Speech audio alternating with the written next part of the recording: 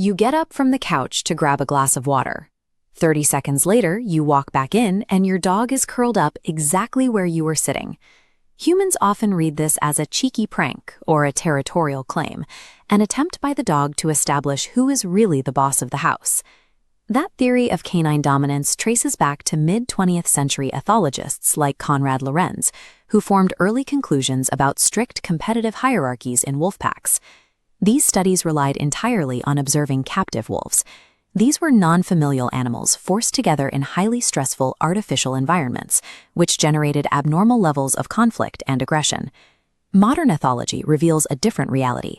In the wild, canines operate as cooperative family units with fluid social dynamics, sharing resources and rotating leadership based on the needs of the group.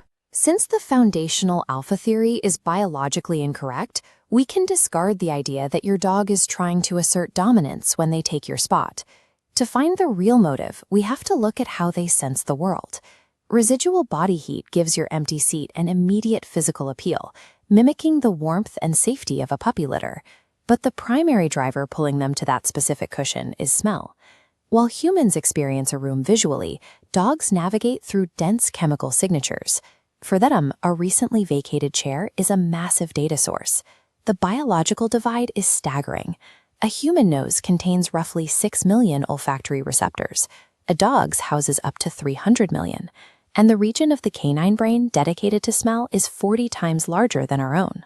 When your dog settles into your warm seat or a pile of worn laundry, they are reading a layered chemical portrait of your sweat, skin oils, and the hormonal markers that broadcast your current emotional state. Your dog is seeking out the highest concentration of your biological identity available in the room. This focus on your scent performs a specific psychological function. Domestic dogs form dependency bonds with human caregivers that closely mirror the attachment structures of human infants. Toddlers use their parents as a safety anchor, exploring new environments but constantly checking back for reassurance. Dogs rely on their owners for the exact same support. In clinical behavior, this is known as the secure base effect, where your presence acts as a regulatory anchor for the dog's emotional state. Researchers measure this connection by tracking cortisol, the primary stress hormone, when a dog is separated from its owner. This chart tracks cortisol levels during isolation. While a dog's stress normally spikes when left alone, providing an object saturated in the owner's scent measurably flattens that rise. Your scent acts as an active biological tool, directly downregulating the dog's nervous system. A dog curled up in a stolen seat is successfully using your biochemical presence to self-soothe and maintain a calm emotional equilibrium.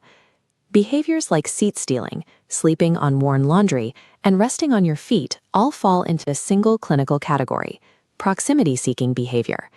In modern diagnostic frameworks, these actions are primary indicators of a secure, healthy attachment organization. Punishing this behavior with harsh scolding or physical force fractures the trust the dog is trying to access, often triggering fear and withdrawal. To reclaim your chair, behaviorists recommend a gentle trade. Offer a treat or toy to guide the dog off the furniture without initiating conflict. You can also simply invite them to share the space. This reinforces the social mirroring and cooperative nature of the modern canine-human pack. A stolen seat represents an instinctual message of love and absolute biological trust, sent directly from the dog to their owner.